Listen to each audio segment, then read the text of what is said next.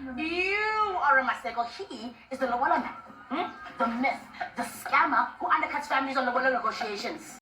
That was one of the hilarious scenes from Lobola Man, a South African rom-com film on Netflix. Came out a couple of days ago.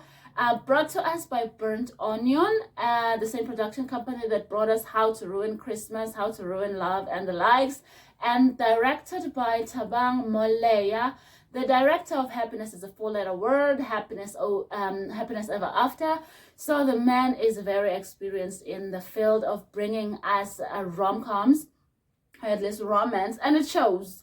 The show is very well done, very well produced. The story, nothing new, nothing original, but it's very coherent. I mean, it's a love triangle. Yes, the idea of a Lobola man, that's new. But at the core of it all, it is a love triangle type of show. Now, who is the cast? We have Lawrence Malega as our leading man, Ace. And then we have Sandile Mahlangu as Duke. Then we have Kwanele Mteta as our leading lady, Zandile. We also have Sithandile Nkosi as Rachel. And then Nimrod Nkosi is somewhere in there as the father of the bride.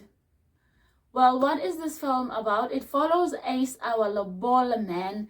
Ace found a gap in the market, in the marriage market, that you know what, a lot of men wanting to get married are missing one element. A man that has mastered the art of negotiation, a man that has mastered the art of doing family research and seeing how to communicate properly and effectively with the families during the Lobola process, you know, and he has positioned himself as the go-to Lobola man. The word is out on the street. Men are talking about him, passing his business cards around. So yeah, when a man needs to send his family over to his lady's family for the Lobola talks, they hire Ace to be the lead Lobola man, and he does all the talking. What is the purpose?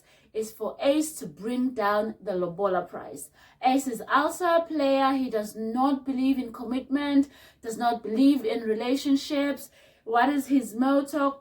In and out, or quickly in, quickly out, something along those lines. It applies to how he does his Lobola negotiations. It also applies how he views his love life, if you can even call it his love life.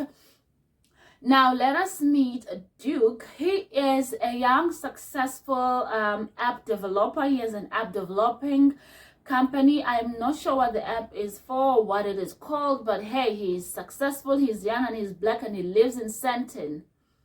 That does not sound original at all. Where have I heard this before? Oh, there's an app developer in How to Ruin Love, same production by Burnt Onion. There's an app developer in Happiness Ever After. Both these shows are directed by the same guy, Thabang. Okay, we got a winning formula here. Anyways, back to Duke. Duke is in love with his girlfriend, and he has reached a point in his life that he wants to marry her, and her name is Zandile. By profession, I'm not entirely sure what she does, but it is in the realm of what with celebrities. That's what she does. And she's from a very wealthy, well-off family. I think her father, they said, is a judge, a magistrate, or somewhere high up in the law fraternity and stuff. That sounds very original. Wasn't that the same thing in How to Ruin Love?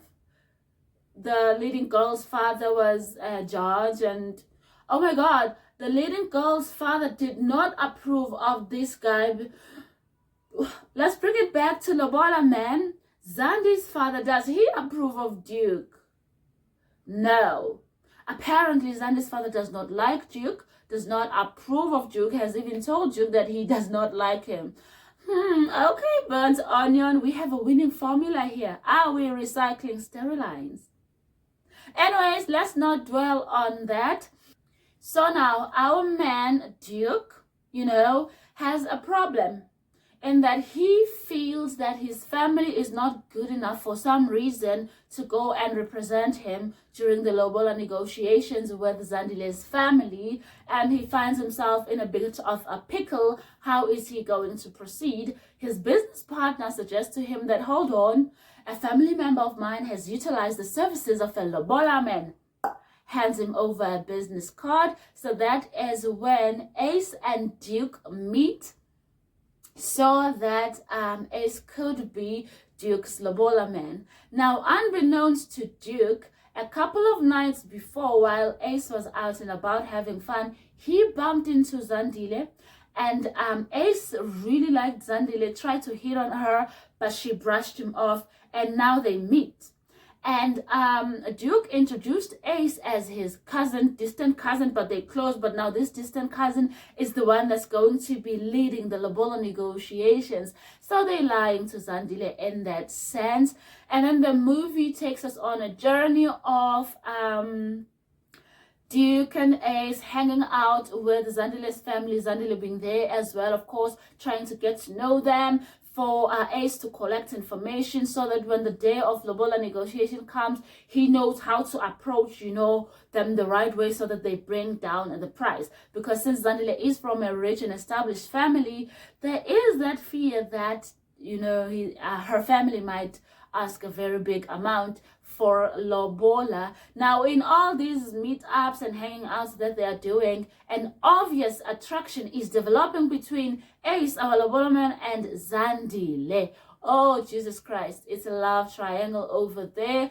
And there is a point where Duke has to go back to attend to business regarding his app and whatnot. And now Ace and Zandile are hanging out together, spending some time together, connecting.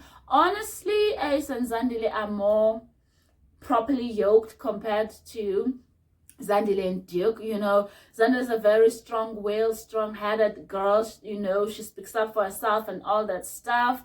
And Ace is also very strong-willed. So, a strong lady needs a strong man. Whereas Duke, on the other hand, is just a softy, nerdy type of guy, and she walks all over him, okay? She even tells him what to wear, and he says, yes, I'll wear that. So that type of dynamic.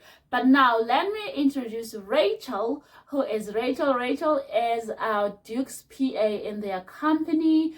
And from jump, when we see Rachel, you can see that Miss Thang, it seems like she's crushing on Duke a little bit. And, there was another scene where Ace asked Duke, so is Rachel single? And Duke just did not like where this conversation was going and absolutely put Ace out of that idea wherever Ace's mind was going. So it does kind of look like even Duke was liking Rachel and whatnot, but Duke's focus was on trying to get to marry Zandile. And then, another thing that Duke and Ace did was recruit complete strangers to train them and orientate them into this whole process of this Lobola negotiation, this day of Lobola negotiations for Duke and Zandile. That to me was a little bit weird. Why are they getting complete strangers? Number one. And number two, why are they getting such inept strangers? You could really get some proper people that will be susceptible and welcoming and absorb all this training that these people have been given, because those three are a recipe for disaster. And another thing, Duke got a business partner and Duke got a best friend that he's always calling on and whatnot. So why couldn't those two, along with Ace, and maybe one or two other strangers, form part of Duke's Lobola entourage, if I could call it that? So that part of just getting complete strangers was weird. Of course, that just was a bust. It didn't work out. Things fell apart from there. So how does the movie end? Do I want to ruin it? Yes, I want to ruin it. So how the movie ends is that Ace, our Lobola man, ends up with Zandile, and Duke ends up with his PA, Rachel. It's a nice, fluffy, feel-good rom-com. I'm not gonna be mad with the ending. It was expected in some type of way that Zandile and Ace would end up together, but Rachel and Duke ending up together was a surprise to me. Was it a surprise to you too? I don't know. Let me know in the comment section. Please subscribe. Thank you. Bye.